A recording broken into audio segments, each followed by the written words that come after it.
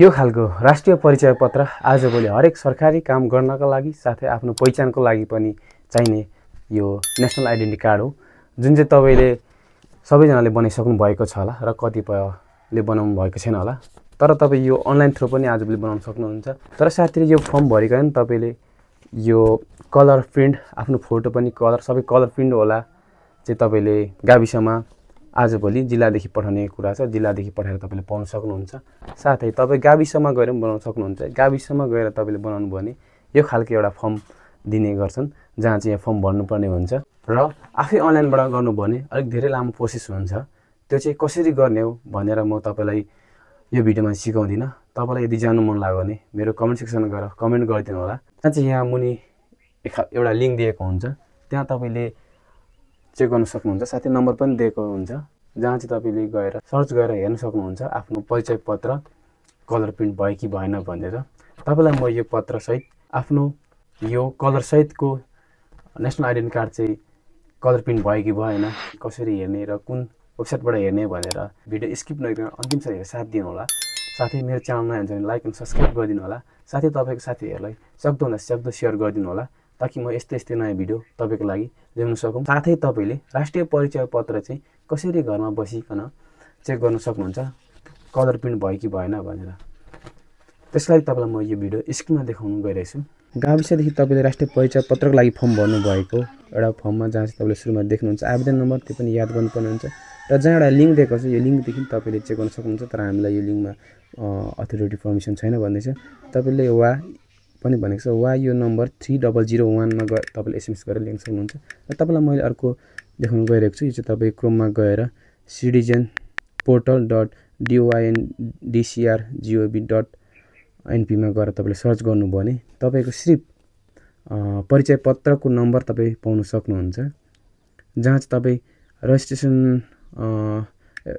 Request number RSN छ। RSN भनेको तपाईको जुन मैले तपाईलाई भनेको थिएँ यो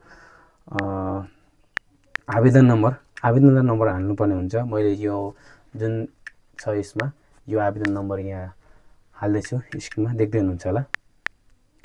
आवेदन नम्बर म हाल्दैछु 20313 ल यो स्क्रिन नम्बर भइसकेको छ। अनि जहाँ चाहिँ तपाईको यो मैले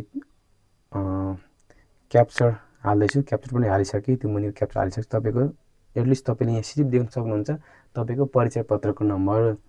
तपाईले अझ यो परिचय पत्र यति नभएर तपाईले आफ्नो फोटो सहितको कलर प्रिन्ट चाहिँ भयो कि भएन भनेर चेक गर्नको लागि चाहिँ तपाईले यो वेबसाइटबाट हुँदैन। त्यसको लागि मैले फाल्टो वेबसाइट एउटा निकालेको छु। फाल्टो वेबसाइट छ, जुन चाहिँ वेबसाइट रहेको छ त्यो वेबसाइटको लागि तपाईँ सबै क्लियर गरेर फेरि क्रोममा जानुहुन्छ। क्रोममा गएर तपाईँ फाइन्ड नेसनल आइडी नम्बर वा आइडी कार्ड सर्च गर्नुपर्ने हुन्छ र तपाईले सुरुकै लिंक क्लिक गर्नुपर्ने हुन्छ। र तपाईले फुल नेम नेपालीमा भनेको छ, तर म नेपालीमा और उता तलतिर देख्नुहुन्छ इङ्ग्लिसमा पनि, म इङ्ग्लिसमा हाल्नेछु नाम।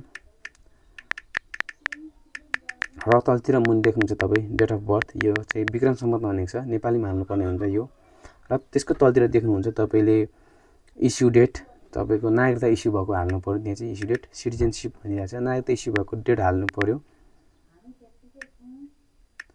म आफ्नो यो आमाको चेक गर्नु गइरहेको छु तपाईलाई देखाउनको लागि। मैले आमाको जन्म मिति हालिसकेको छु र नागरिकता इस्यु भएको डेट पनि हालिरहेको छु। यति गरिसकेपछि तपाईले आफ्नो नेशनल आइडेन्टिटी कार्ड पनि कलर प्रिन्ट भएको छ छैन भनेर चेक गर्न सक्नुहुन्छ। मैले यो क्याप्चा हाल्दैछु, क्याप्चर पनि हालिसकेँ मैले र देख्न सक्नुहुन्छ तपाईले यो तरिकाले तपाईले चेक गर्दाखेरि तपाईको नेशनल का आइडी कार्ड चाहिँ यसरी पत्ता लाग्नेछ र कलर प्रिन्ट तपाईको बनिसकेको छ।